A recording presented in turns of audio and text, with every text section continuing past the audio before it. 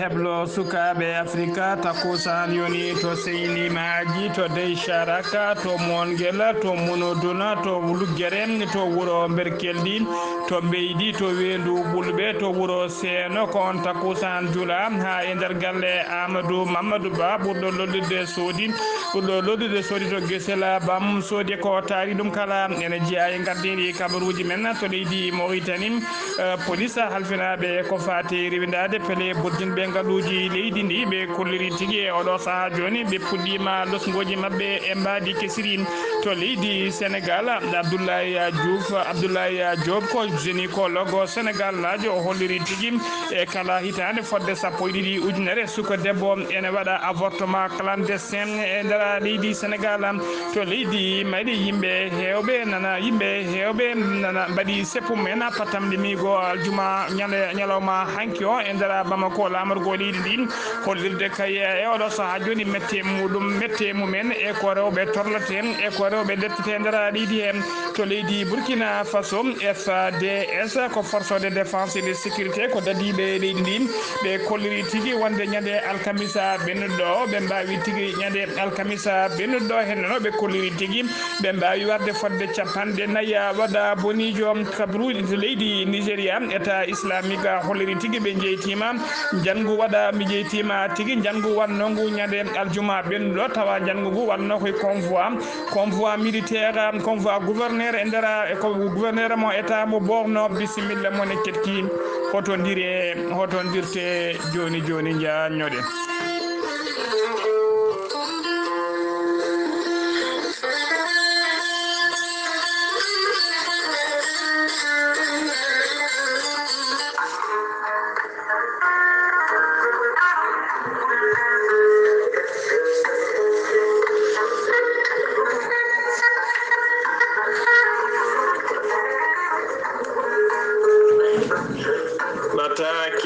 batake tintinde e siftinde ummorade e maître Adama Baldé ko gendiyanke ko wittiyanke ko safriyanke safuruji finatawa maître Adama Baldé ko ambassadeur ganni men finatawa men maître Adama Baldé ko laaɓaɗo ƴewgal moƴƴuɗo longal pirowo koyɗi bawɗo golle muɗum maître Adama Baldé ko opérateur économique maître Adama Baldé ko spécialiste médecine traditionnelle baɗaɗo rekkoni mondialement joguiɗo seedantagal mum ha timmi maître Adama Baldé ko gardiɗo fedde wietende mouvement mondial de la renaissance Peul maître Adama Baldé ko cuusɗo gonga kaɓantoɗo leñol fulɓe jiɗɗo pulako maître Adama Baldé ko jawranɗo ronkuɓe hebde kayitaji ha tingte ɗanniyankoɓe maître Adama Baldé ko jawranɗo rewɓe wonduɓe seydani ronkuɓe resede e wonduɓe gorko ladde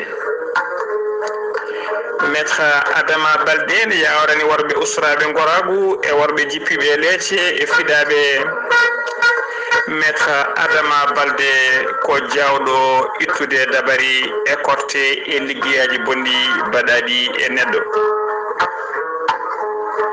maître Adama Baldé caggal nde waɗi tour du monde e nder windere he kala kollerode ganni men fina tawa men e ñarugo men maître Adama Baldé arti e oɗo saaha joni omo tawe nder Dakar lamorgo leydi Sénégal ko toon tawte bureau ji makko to cité Dalal Jam kala jilɗo ɗo ko ɓurɗo labde mbatta ko 33 877 0034 walla mbaɗa 33 877 0035 ko numéro uji bureau ji makko so tawi ko numéro makko téléphone numéro portatif WhatsApp makko mbatta 77 454 27 09 maître Adama Baldé ene tawe nder réseaux sociaux ji omo tawe nder karalle kese mbatta ko maître Adama Balde jinganen fuladu mayi hena golle labtude jajude jamanu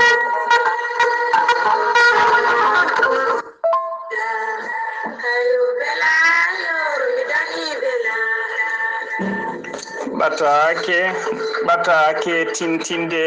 e ɓatake siftinde ummorade e ceerno Djiby Sy ko bawɗo lasari jabanaɗo duwawa moƴƴuɗo leɗɗe labɗo reedu malaɗo wune newiɗo sanne ceerno Djiby Sy so tawi on jokkodiri o waɗante listihara hawa yenne ko gonduɗa o yenane so tawi kanko wawi sofrude haaju maɗa so tawi kanko kadi omo wawi o safruma o ñawda haaju maɗa so tawi kadi wona kanko jeeyi o yomnuma to poɗɗa hebde jaam ceerno Djiby Sy ne jogui leɗɗe e fannuji ɗiɗi hen fannu goto leɗɗe ɗe sa hutorima ɗum ko famde kala fodde sappo e tati rafini yalta e ɓandu maɗa fannu goɗɗo so tawi a hutorima ɗen leɗɗe ko famde fof fodde sappo e jeenayi rafi cominode e ɓandu ma ne yalta ha laaɓa ceerno Djiby Sy ne safa rewɓe wonduɓe ellaji musɗi e ellaji ɗi ndewani lawol e rewɓe ronkuɓe sowade e ronkuɓe darorede kala ceerno Djiby Sy ene safra ustoraɓe goragu eɓe ngala maniyu eɓe maniyu men moƴƴani kala eɓe maniyu mum cellani ceerno Djiby Sy ne safra joomum ha yiito hoore mum ceerno Djiby Sy ne safra e wonduɓe signere e wonduɓe kadi e kulol e kala saaha e wonɗoɓe jiiɗol ha sukaɓe waɗoɓe kirisaji sukaɓe rewɓe waɗoɓe kirisaji e kala saaha ceerno Djiby Sy ene wiya kala desowo yo wat feere yurno ko adi kene naata e dewgal ceerno Djiby Sy ene wiya kadi kala ɗannotoɗo yo tinno yo looto heblono ɗanngal mum ko adi kene yaa saabu ndiyam neham lammata ceerno Djiby Sy ko newiɗo to banggue safaruji e to banggue haajuji kala ala rafi mo gaddata e ceerno Djiby Sy ko namdotoma ko ɓuuri ujunnaji ɗiɗi CFA woni kala ko namdotoma ko ɓuuri ujunnaji jeegom e haalis uguya ceerno Djiby Sy ene andina dendagal kilineɓe makko e dendagal yiɗɓe jokkodirde makko base makko principal tawate koto Nouakchott lamorgol yiɗi Mauritanie to jeere netteka saari ha ɗon sa waɗi 48 62 54 07 ma hawre ceerno Ndongo Hamdou on ko almudo makko ko ɗon woni to base ɗo walla sa waɗi 32 62 04 91 ma hawre ceerno Alassane Sy ko miñi koko almudo makko ko ɓeeɗo ɗiɗo goni to base ɗo 24/24 kala ñalawma tuggi 9h subaka ha yetto 19h woni foturu so wona noon ñande aljuma ko 9h ha midi ceerno Djiby Sy kañum jooɗaki e kala saaha ko jeeho ko baɗo jilluji makko e ɗo saaha mo kalten omo tawe e nder leydi Mali to ñooro manggo laamugo julɓe numéro makko noon so tawi ko leydi Mali mbatta 77 08 52 36 ko numéro makko appel so tawi ko yimɓe hebdemo to WhatsApp noon ko numéro makko international numéro Mauritanie o jogui e kala saaha so tawi o waɗi on WhatsApp a heɓanmo mbatta ko 00 222 47 22 84 80 mbiɗen ko 47 22 80 84 ko ɗum woni numéro ceerno Djiby Sy ceerno Djiby Sy konni wiiɗo ko labɗo reedu so tawi o yenanama ka miskino Allah ala doole o safrete ha cella ha mbiya wen tawa hay mbuɗu o namdakima ceerno Djiby Sy mbadden dando faade makko kettode kaburuji mon e demgal pula Afrique Asie Europe Amérique Moyen-Orient Océanie jam ñalle mon musidɓe tedduɓe eɗen goni dewo hoore bira nogas jeeɗiɗi lewru silto hitande ujunnaji ɗiɗi e nogas kabaruji mon e ɗemgal pulare sawta he ko musidɗo mon sehil mon Ghali Abouba hono no mbiruɗen e gardini kabaruji men koto leydi Mauritanie keɗoɗen police chargé de crime économique et financiére halfinaɓe rewidade peele tumaɓe wujjude e borjinde koppereje leydi ndi ɓe puɗɗima wadde e oɗo saha joni ko wite confrontation tumaɓe kay e tumaɓe kay eɓe juuɗe tumaɓe juuɗe men moddi e moddi kay e mbuñaari e nder leydi he taw koɓe commission d' enquête parlementaire jofino feɗendu on confrontation noon ene holliri tan wonde e oɗo saha joni wonde tigui enquête o ne yaara yesso hano hannirtani confrontation noon woni tigui joƴƴinde yimɓe ɗiɗo tawa kadi ko renduɓe dossier goto tawa kadi goto mabɓe kala ko noddunoɗo caggal banggue muɗum caggal ɗum noon kamɓe ɗiɗo kala ɓe joƴƴine ɓe kuccitine mone mabɓe kala jangto caggal ɗum kadi ɓe kaala ko moni foof ɓe pawa dendagal koɓe goto e mabɓe kala haalno e enregistrement bannoɗo e ko windeno kala ɓe kaala ko jomum jangtino caggal keddiɗo ko jomum takkuno jomum kala ɗon noon confrontation noon ɓe puɗɗiri wadde ko hono gonnoɗo hoorejo konnoɗo hoorejo sakkede laamu leydi Mohamed woni Abdoul Aziz biteɗo Mohamed Salema Wula Bachir on noon ko gonnoɗo premier ministre kanko noon wadda tigui e ko gonnoɗo ministre du pétrole et de l'énergie biteɗo Taleb Wul Abdi Val ko kamɓe idi wadde on confrontation noon koko fati tigui e marché ji ɓe dokkuno ko fati e société biteɗo Somalek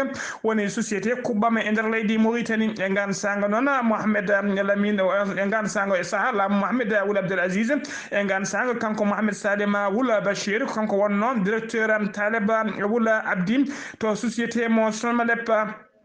ha joni police o kadi o waɗi ko wiite ɓe mbaɗi ko wiite confrontation hakkude gonnoɗo jagorɗo biyeteɗo Abdallahi Wula Ouda e directeur général des infrastructures au ministère de l'équipement et des transports ɓe mbaddi kadi confrontation goɗɗo hakkude on biyeteɗo Wula Ouda e Moukhtar Wul Ndiaye gonnoɗo ministre de l'économie et des finances ko fati kay e marché des conteneurs de au port autonome mo Nouakchott ɓe mbaddi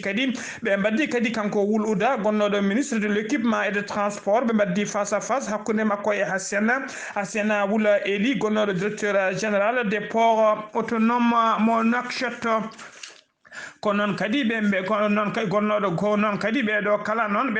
noon police o hettinoma mone mabɓe kala to banggue mum caggal ɗum kadi e oɗo saaha joni wawa joƴƴinde ɓe kamɓe ɗiɗo kala mone mabɓe kala jangto ko haal noon caggal keddiɗo ha joni ko leydi Mauritanie kebdoɗen jagorɗo kalfinaɗo ko fate cellal aade gollidiɓe mum ɓe kolliri tigui wonde aseta hanki o kikiɗe wonde nder temedere yimɓe jeetato tumanoɓe ko fiɗaɓe coronavirus holkisanoɓe nder holkiso hen noon ko hen joyo tawa e jeeti ko fiɗaɓe rafi coronavirus hen neɗɗo goto koto tentana neɗɗo ɗiɗo koto leggal tafrek Zeynatou Nouakchott ɗiɗo heddiɓe koto Nouakchott ha joni to leggal bitegal Tayaret e oɗo saaha joni noon leydi Mauritanie en yaare ujunnaji 7,4 e capanɗe jeegomo e yimɓe ɗiɗo fiɗanoɓe coronavirus hen ujunnaji 7 e capanɗe jeeɗiɗo kepti cellal mumen hano hannirta ni e nder mabɓe kadi hen temedere capanɗe jeegom e goho hawrino e ladial ha joni ko leydi Mauritanie keddoɗen jen ha to Erkise ne tawe nder région mo Trarza ko tana musɗo waɗi toon aseta hanki nogas e jeegom lewru silto hitande ujunnaji 2 sanga 10 heures subaka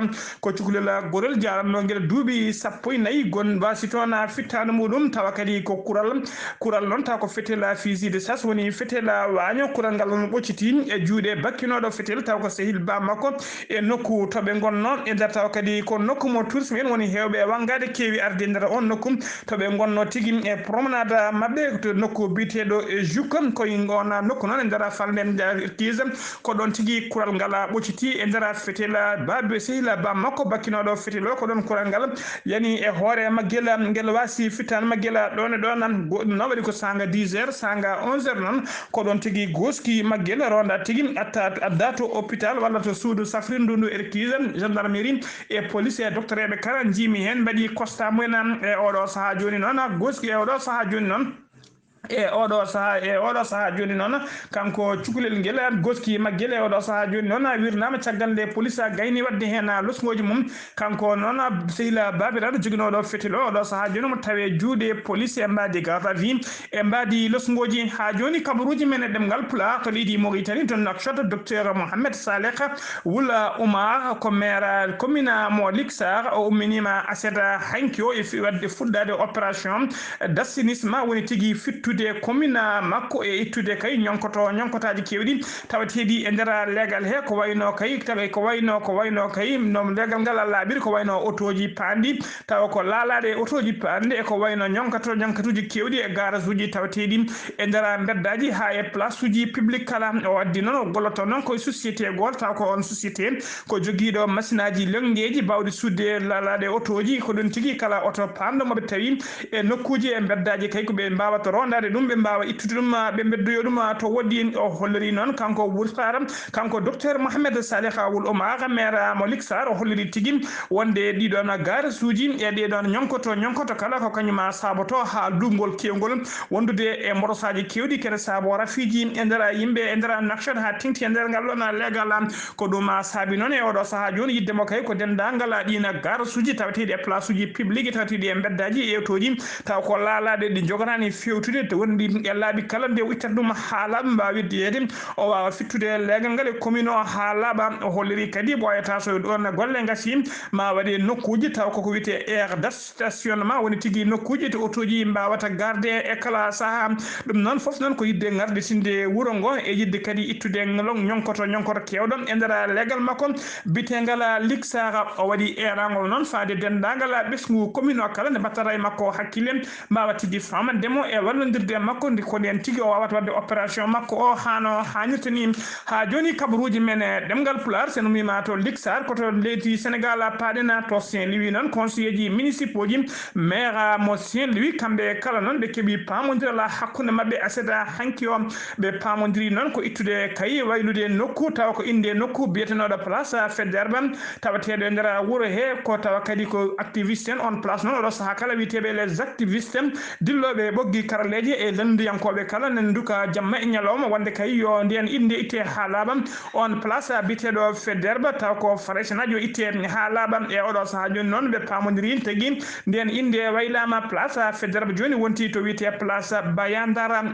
Bayandar ko noon tigui woni nokku o wiyete e nder nden ɗon noon ɗum noon ko caggal kayde commission tafa noon ko fate innidde nokku o commission noon kama inde kewde no fewi ɓe mbawi suttade kamɓe kala noon ɓe kawri koye nde ɗon inde witende Bayandar ko ɗum tigui woni e oɗo saaha joni inde nokku to wonno place Faidherbe e oɗo saaha joni noon haala mawka woni kay ko statut mawɗo tawa kadi ko natal walla mbiyan no annama puppe ni taw kanko Faidherbe wonno ɗon oɗo saaha joni on monument kay ko beele ɓe ittata monument o ɓe moftoya ɗum to nokku tawa kadi koto wiyete musée de centre de recherche et de documentation tawateɗo to Saint-Louis biteɗo CRDS walla kay so tawi ɓe pewjana ɗum feere wonde walla so tawi ɓe beddoyta ɗum e oɗo saaha kay ko on ganuma ɓe gondi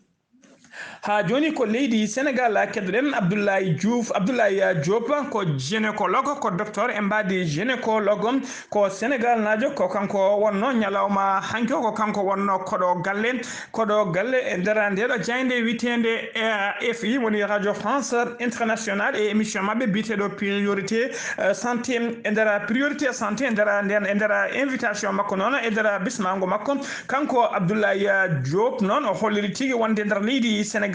e kala hitande fodde 12 ujunere suka debbo ene waɗa avortement clandestin woni tigui ne bonna deedi tawa koye suuɗaru ñalawma hanki o noon wonno tigui ñalawma inniraɗo ko fate journée mondial de contraception woni tigui ñalawma cowgol ko on ñalawma innirno kanko Abdoulaye Diop noon ko nden tigui o ɓayini oɗo kabaru wonde hollirde kay e nder leydi Sénégal kala hitande fodde 12 ujunere suka debbo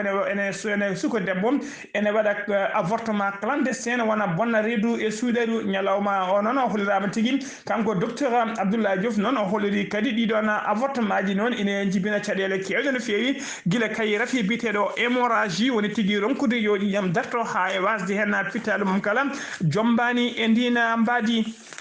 o holliri kadi ko ɓuuri hewde e ɓen rewɓe e ko ɓuuri hewde e rewɓe sowiɓe mayoɓe e nder lebbi tati gadani tawa kadi ko lebbi tati cowgol mumen ko adi kay ɓuuri hewde e ɓen mayoɓe o holliri tigui ko rewɓe tawa kadi ko rewɓe ko ɓuuri hewde ko rewɓe waɗoɓe avortement clandestin woni tigui sotoɓe so tini ko sowiɓe noon ko adi kene timma lebbi tati gadani mbiyene mbaɗa mbiya tigui ene mbaɗa avortement clandestin woni ne bonna ɗina deedi e suuɗaru ho hen kewi wasde pittali men Abdoulaye Diop non o wi kadi wonde losngoji jande lops ina kollirim e ndara leydi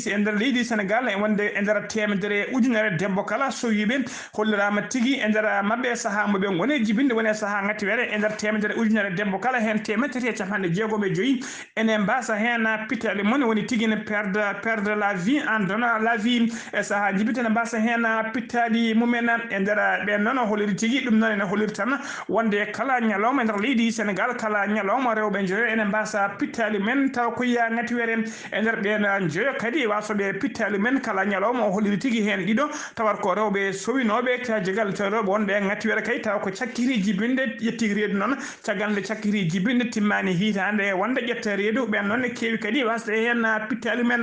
ha joni ko leydi Sénégal kedoden Abdoulaye Diouf Sarr ko jagordo kalfinado ko fate cellal adi kanko e gollidibe makko be mbadi no be kewi wadde kala subaka e ndara leydi hebe kolliri non e ndara waktuji no gasena yebe nudi ujunere temedide sappo jeeyo neddo tumanobe ko fidabe coronavirus kolki sama e ndara holkiso hen non hen capande nayo tawama e jati ko fidabe hen ben capande non so mama ene gime temedere kala ko 3,09% e ndar be non hen sappo ko ka contact civil woni rababe taw ko jokkodirnobe wondube rafio goto ko ka importé woni itulo caggal leydi no gasen jeena yo heddibe be ko ka communautaire woni jettube rafio taw ngannata jetti ko ci rafio ko ya beddaji o hodinobe kolliri non e odo saha joni ndara leydi Sénégal be kolliri tigi e ndar be cellano be hen capande jeetato en joyo kepti cellal men hano hanif ni sappo tato ene tampi sanne ma ballite to bangi fofu ngona hôpital principal mo Dakar ha to hôpital mo fana dido kadi kawre la jalla e ndar be cellano e odo nyalawma hande leydi Sénégal tuggi ko rafi coronavirus nati leydi ndi faade odo saha joni be jaare sappo nayi ujunere temedde jeenayo e yimbe jeenayo fidabe e ndar be non hen sappo didi e temedere sappo tato kepti cellal men hano hanit ni temedde kepti cellal men hano hanit ni hen temetero e jeetato kawre la jalla e odo saha joni ujunnaji didi e temedde nayo capande jeedido capande jeetato e jeedido nana keddin e juude safrobe ha joni ko leydi Sénégal kedoden Abdoulaye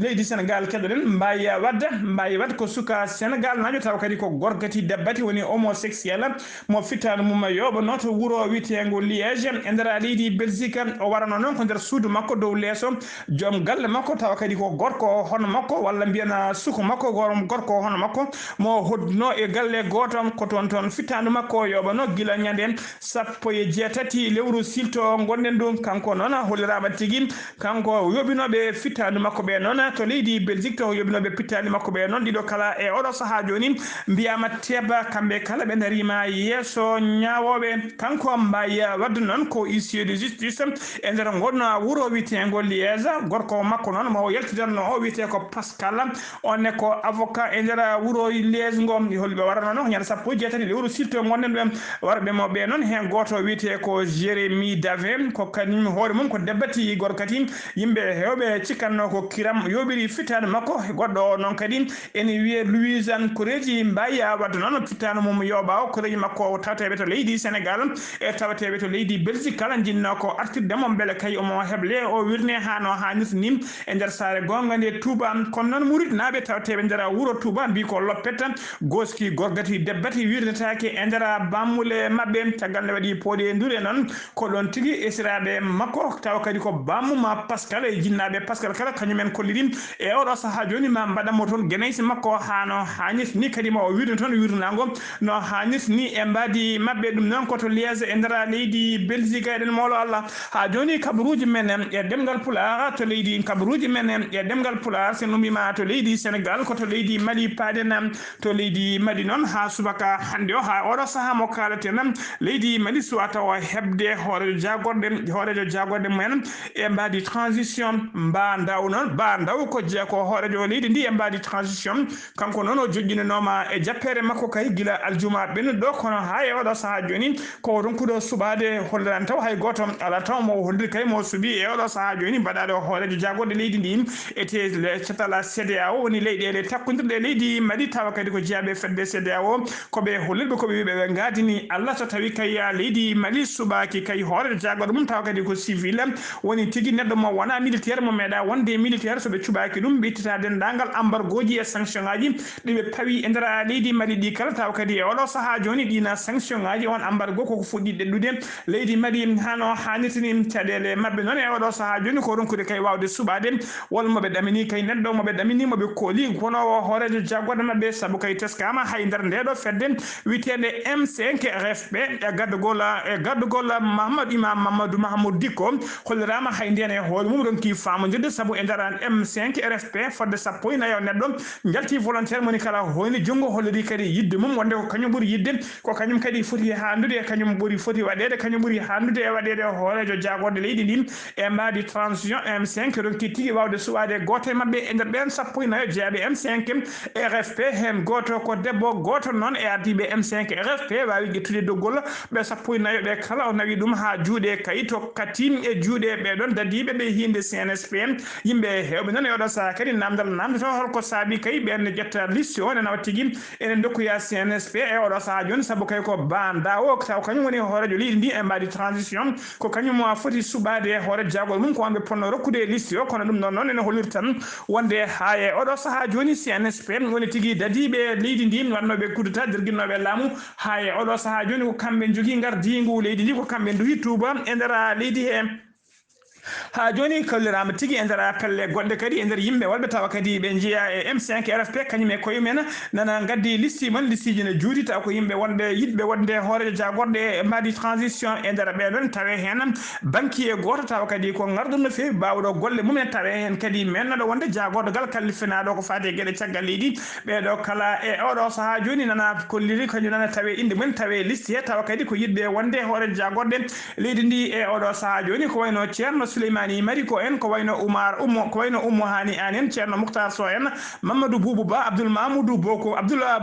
Mamadou Bokum be do kala e odo saha joni nan porti goddi enen joppi enen jappi noppi ne ketti tigi hol jabnido wadede horejo jagorde leydi ndi kambe kala ko be heppube sabu kay be jidi leydi mabbe iwa e odo saha joni e odo embargo muslo ha joni ko leydi Mali keddoden ONG goto e association ngaji kewdi be ndendini dole mabbe be madi erango kambe kala nyalawma hanke be madi seppo molantengo alla patam lemingo e ndara Bamako lamorgo leydi ndi sababu seppo ngonon taw ko seppo jam yamingo ko hollide metti men kay e hollide kadi jaadani hay cette kuntal ko rewbe torlate no fewi e ndara leydi Mali be kolliri non e kala saare be ne torle hen no fewi yimbe hewbe non kolliri sabi ngodo seppo wala sikki sabi ngodo sekko ko tagal kay de odo jimo taw kadi ko jimo dowlo no fewi bitedo sidiki japatende hollira tigi na réseaux sociaux ji nate suko debbo goto mo yalti danno taw kadi mo lepti dum lepte musde no fewi nati mum non kollirama e ndara réseaux sociaux kanko sidiki jabati non o do saha joni o mo tawe e ndara kasoji hollirama kadi yimbe hewbe wadbe na mbada gede baadi nen torla rewbe e ndara leydi Mali sabu hollirama tigi e ndara leydi Mali e ndara rewbe torlatebe fof hen capande jeedido e nder temedere kala hen capande jeedido nana muudi munko enen deji hay goto tinani hay goto kalamtam enen gondi e carele men mettude no fewi e ndara leydi hen ha joni kabruji men e demgal pulaar to leydi Mali keddoden ha joni Ibrahima Boubacar Keita ko men do wonde horejo leydi ndi e odo saha joni tawtedo to Abu Dhabi to Émirats Arabes Unis e mbadi évacuation janodo safoyade nyalawma hanki onon nder réseaux sociaux ji tawtede nder leydi Mali bajinama hen kabaru mo hinde fake news faknayji non woni tigi kabaru mo wodani taw ko fenande wonde radere tal walla fenande wodere coyi hollirde kay wonde Ibrahima Boubacar Keita yalti aduna on kabaru non wodani Ibrahima Boubacar Keita ko wona tawtede odo saha joni to Abu Dhabi to Dubai to Abu Dhabi tagal non to Émirats Arabes Unis kanko Ibrahima Boubacar Keita ko antinodo kono yalti hôpital odo saha joni mo dawtawe e ndara hotel makko mo semurino mojjuno feewi mon tona nyama mafi makko hano hanirni hollirama ni ko nyande sappo e didi lewru octobre dartodo mo jogdi rendez-vous e docteur makko yaade holkisi yaade bandum dum non ko kabaru mo wodani carado e ndara réseaux sociaux ji no be kewade kala saha ngam yidde nyawnude hakkillaji yimbe ha joni kabaruji men e demgal pular to leydi Burkina Faso paden dadibe leydi Burkina Faso be hinde